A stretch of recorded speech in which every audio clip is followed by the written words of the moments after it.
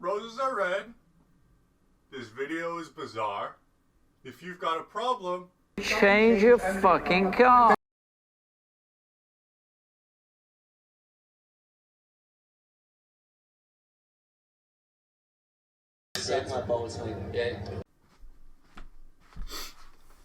Oh, yo, it's me. I'm back for my, bi-yearly video.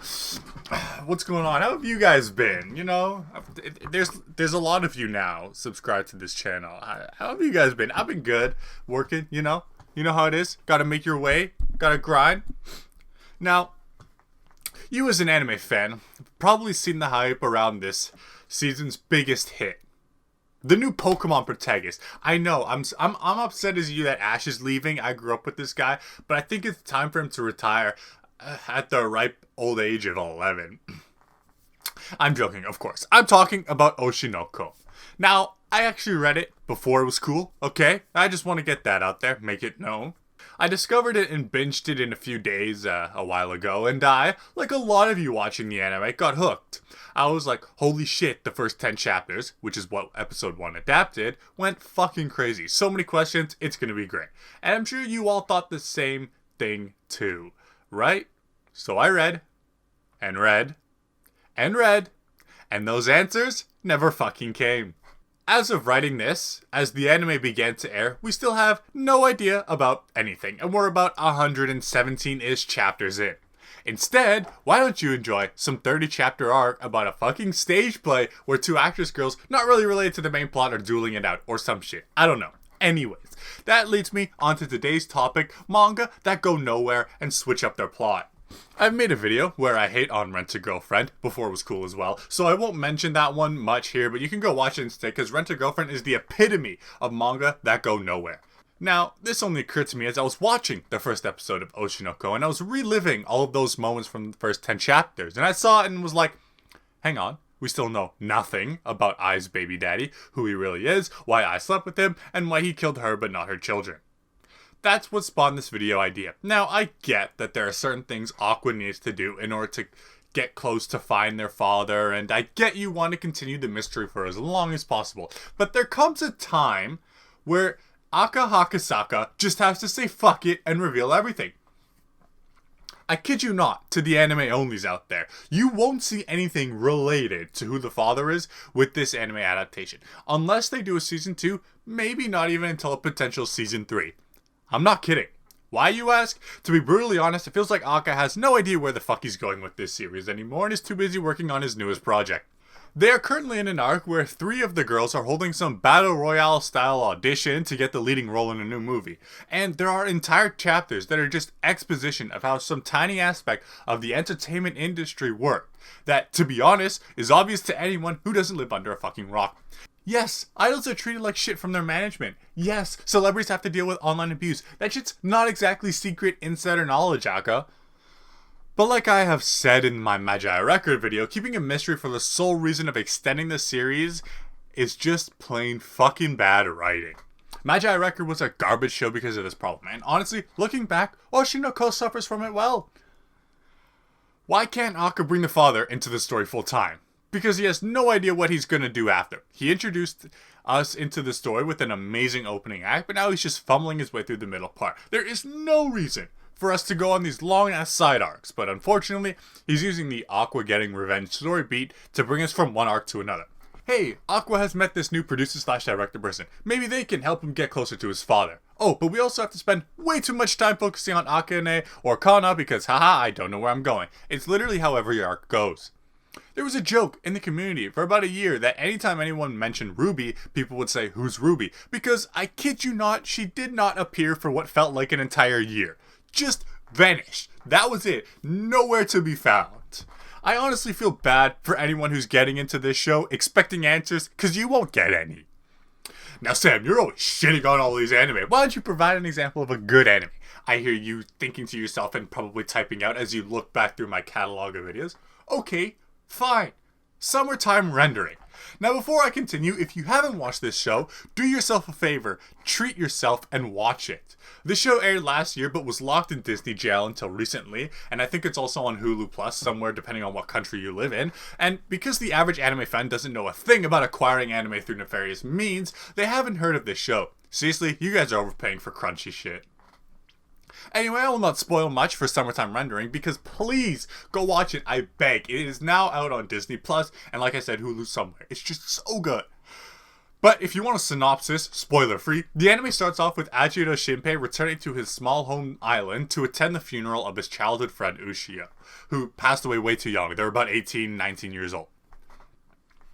And I'm guessing you know where I'm going with this. Ushio's death is of course not an accident like most people claim. But here's the kicker, part of the big mystery is revealed really fast in the series. You're watching the show slightly on edge of your seat because there are small things littered throughout the episode that are foretelling things. Then all of a sudden, boom, shit hits you and you're like, damn. And then it hits you again out of nowhere and you're like, holy shit, no way, what? And then it hits you a third time and you're like, wait, did he just... And then, bam, it takes you to a place you didn't see coming at all. And you're sitting there going, what? What? What? And then...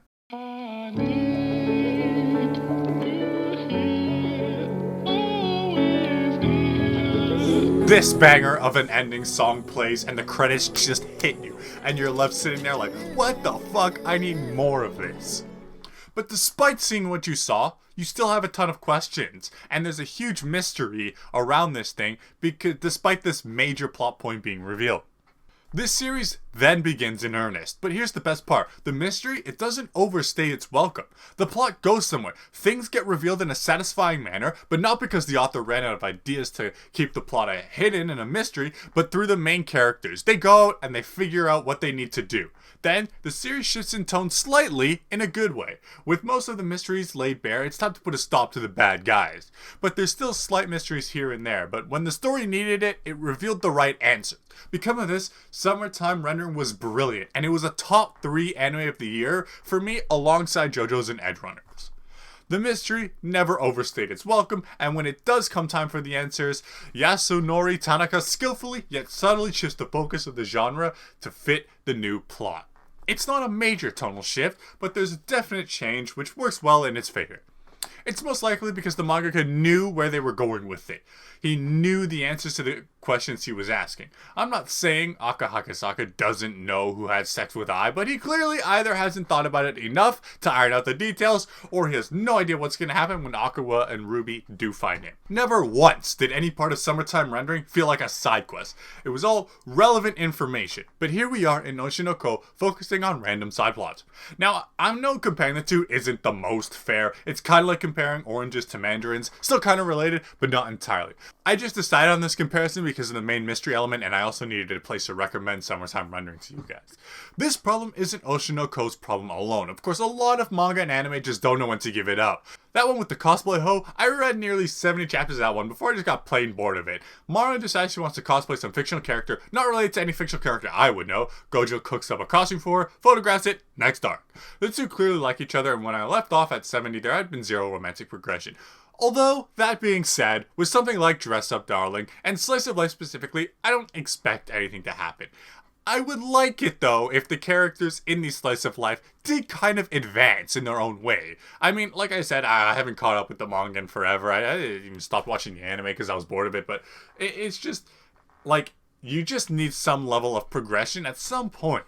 If you want more of my thoughts on something closer to a slice of life and romance, check out my other romance endings video. I mean, to some extent, it's okay to just keep doing what you're doing, because that's what I'm here for. Cute girls going winter camping, I could watch those same 5 do the same thing over and over again and never get bored. But there's at least a little bit of a difference in it, like the girls go out and they get jobs, and the movie focuses on them being older and stuff. So, you know, there's enough there to change it up and not feel samey. But when a series like Oshi No Ko is supposed to have a plot, and a mystery plot at that, it drives me insane when Aka just meanders around and does these annoying side stories that I honestly don't give two fucks about.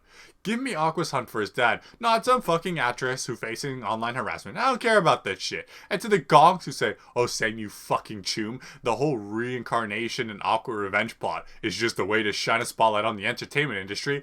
Why couldn't he just make it someone wants to get into the entertainment industry? Why does he have to set up a convoluted super fan dies, gets reincarnated as his favorite idol's twin, then she gets murdered, yada yada plot? That was what the first 90-minute movie was setting up. A hunt for his dad. A mystery, not a deconstruction of an entertainment business. Aka does a horrible job at showcasing the business and ruins such an interesting fun premise because of it. This manga goes fucking nowhere, and I'm sorry to the people who got into it because of the pretty eyes and the wild movie that was episode 1, but the plot gets lost. The saddest part is, Aka does a shit job at explaining the industry. He literally spends entire chapters talking about online harassment or something. Stuff that's probably very obvious to the main viewer if you're not living under a fucking rock. What? You're telling me the only thing producers care about are making money off of their idols? No way! I thought they wanted to present the world with a cute idol to sing nice songs with sunshines and fucking rainbows. Thank you, Aka Akasaka, for taking an entire chapter to explain that. Like, really? I know people. The entertainment industry is to make money. It's not a fucking secret. I mean, even Ruby and Aqua being reincarnated, they know that they are reincarnated, but they'll probably never find out who they are because Aqua just forgot. Like I said, Aqua, he clearly has no idea where he's going with this, and the series peaked at the first episode. It really did. It's all just downhill from here. And sorry to all of you who are for some reason invested in the rom-com style love triangle between Kana, Akane, and Aqua. I mean, who gives a flying fuck what girl Aqua gets with? Why is this one of the biggest focuses of the manga? I don't care! All I care about now is finding out why their dad is doing what he did and how they might take their revenge. That's what I signed up for. If I wanted to read some nonsense romance love triangle, I will go watch one of the million harem of the season animes. In general, I'm sure most of us can agree that when a manga completely and, like, insanely shifts focus, it makes it awful. Why should I continue reading something I didn't sign up for? Another kind of example of this is The Stupid Angel Dances with the Devil. This is more of an underground series, and I really like it. Basically, Akatsu Masatora is a devil from hell that has infiltrated high school to look for aid to go to battle with their sworn enemies, the angels in heaven. Sitting next to him in his new class is Lily Amane, a girl with a nice personality, but it turns out she's hiding a secret of her own. As you may have imagined, the two end up developing feelings for each other and ensue rom-com hijinks. Like I said, I still really enjoy this series, and this is a bit of a subtler thing to what I'm talking about, but the first half of the series is just a really fun comedy with this heaven versus hell supernatural backdrop. But later on, they introduce a childhood friend, and suddenly all the supernatural demon angel stuff takes a complete backseat for your typical each girl fighting for his love when it's clear he only likes one. They do your super average high school rom-com shit like going on a trip to the beach, and while I still enjoyed these arcs because the author is funny and the art is gorgeous, it was just a standard rom-com, and all the stuff that I enjoyed gets forgotten about while they go to an aquarium or some shit. Thankfully, however, the author has now just gone back to the roots of this manga with a fire later few chapters that really went off, and this arc looks to shake things up in such a fantastic way. I'm so excited. It's such a shame that the translation for this manga is so shoddy, and it doesn't help that the serialization is monthly. So if there's any translator group out there looking to, pick something up, your boy would like some consistent releases, please and thank you. I'll even shout you guys out. If a translator group picks it up, I'll shout you guys out to my 200 subscribers. But my videos have kind of popped off, so just say. Just leave a comment on this video if you did, or upload it to the one of your, the most popular manga site, please and thank you. Also, the author has drawn dojins, and some of these characters look like they're just figured you guys might want to know. Just say, you're welcome. At any rate, I do recommend reading this series as it's just a fun series. It's really good, and it's getting an anime actually soon, so hopefully the anime is good. I'm really praying it does it justice because it's a funny series. But if it was another example of the author, he just got way too sidetracked and kind of just forgot about the main premise. But now this main premise has come back in full swing over the later few chapters, and so translators, please, The Stupid Angel Dances with the Devil. There's a thin line between shifting the tone and focus of the manga due to plot points getting revealed and the story evolving, like Summertime Rendering, and completely forgetting about your initial idea, like Oshi No Ko. Summertime Render earned its tonal shift by aptly revealing every mystery through the characters finding out. Oshi No Ko has left Aqua's revenge plot in the dust. Now from here on, I want to discuss one particular story arc that has a bit of spoilers for Oshi No Ko, so if you want to continue the series blind or are currently reading but not up to date, please skip ahead. This whole time you're probably like, well, Sam, you fucking moron, he is trying to find out his father the whole time, and there was even that arc about Aqua finding his half-brother. And you're right. It's not like Aqua isn't on the hunt, and we thought we were getting some answers when we discovered he had a half-brother, which means they shared the same father. But the half-brother reveals that his father and mother killed themselves, so that means Aqua's father's dead, right? Wrong, because his half-brother's mom cheated on his now-dead dad with Aqua's dad, so Aqua finds this out and the plot is dropped once again. It almost felt like Aqua had a good idea. He's like, oh, here we go, he's gonna be dead, and then he just decided halfway through writing the arc, never mind, that actually, he didn't want this information to be relevant in the end. We know he now has a half-brother. Cool, great. What does this provide? We get little tidbits here and there, but the supposed main plot of the series isn't even brought to full. And since we're in spoiler territory, for those of you who stuck around, yes, I know we finally know his father's name, and we've seen glimpses of him and how he's evil, but that's it. Just glimpses. A glimpse of us. It's nothing concrete, and he has yet to properly step into the full story, like he should, as the main fucking villain. This is what I mean. We've seen this guy. We know he's doing bad shit. We know he's some Shota who somehow knocked up one of the most popular idols up and coming. So why are we waiting around and wasting our time with like 4 chapters dedicated to this battle royale? Now I know that this manga arc is probably going to leak kind of somewhere because they're making a movie about Ai's death, and that'll probably bring his father into the fold finally. But still, it's too long. It's taken way too long, and we don't even know what's going to happen. And like I said, we're so many chapters. It's been the last, 7 chapters of this, audition. And don't even get me started on that Crow Girl we saw. Like, how the fuck are you going to introduce a new character that might be hugely relevant to this reincarnation and show her twice, and that's it? If you want the epitome of Akka not answering any questions, that is what I'm talking about. If I recall, it was back in, chapter 79, 80. We're now at 115, and there's been nothing related to her. We've seen her, once, and that's it. Once again, I get that a mystery means you don't get a ton of exposition right at the start, and I love me a good mystery. But when you drag your mystery on and on, it gets really old really fast. It's like exponential. The more you drag it on, the exponentially more boring and more awful it gets. Let's just reveal this shit, okay? Because what happens when the mystery gets revealed? You know, Aqua and Ruby still have to fight him or something, I guess. And Aqua still gotta take his revenge somehow. We have no idea how Aqua plans on doing that. Just making his life hell, apparently. It was honestly a shame watching episode 1 of Oshi No Ko and realizing that nothing has been answered, as the first episode got a lot of people hooked. I myself hooked when I read the first 10 chapters, but realizing I had all these questions, despite being caught up to the manga, was a huge blow, and now it has kind of revealed how not of a good series it is. It's still good, but it's not as good as people are making it out to be. I'm sorry. It's definitely not number 1 on my anime list good. Once people start to realize, where's this going, the scores should drop. Reliving those first events has exposed it for me, and it made me want to make this video, and it's one of those ideas that really annoy the hell out of me. This series peaked with the first episode, really it did, and that's unfortunate. Yes, Oshi No Ko is still good, but it's just not what was advertised, and Akka has really lost his way so much that he's just given up and started a new manga. The opening's also a little weird. I don't know how much I like it. I like the Eurobeat version better. Same with Ruby's voice actress. Just kind of didn't imagine her like that. I don't know. Maybe it'll grow on me. Go watch Summertime Rendering instead. Or even if you want to watch something airing, go catch up on the new Gundam, The Witcher Mercury. You need to know nothing about Gundam. Fantastic starting point. Fucking amazing show. It's honestly so good. Way more enjoyable. It's my anime of the season so far. Anime of the year so far. I think. What aired in spurs? What aired in winter? Yeah, it's my anime of the year so far. There isn't much else that really blew me away. Yeah, go watch Gundam. Anime of the year so far. Season 2. Anyways, before I finish, I want to say thank you guys. You know, it's actually been pretty fun seeing, you know, people comment and stuff. And now, you know, I'm almost at 200 subscribers, which blows my mind. Like, I've said it before, but I really wasn't expecting this many people. You know, my videos are like 10K views. Like, holy shit.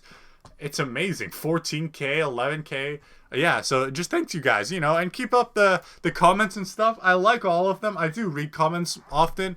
I don't necessarily reply to them and stuff, but I do read, and I enjoy I enjoy it. So yeah. Also, my Twitter down in the description. Go give it a follow. I tweet as much as I upload. Thank you guys. Those are my thoughts on Oshi No Ko and manga that go nowhere. Thanks for watching.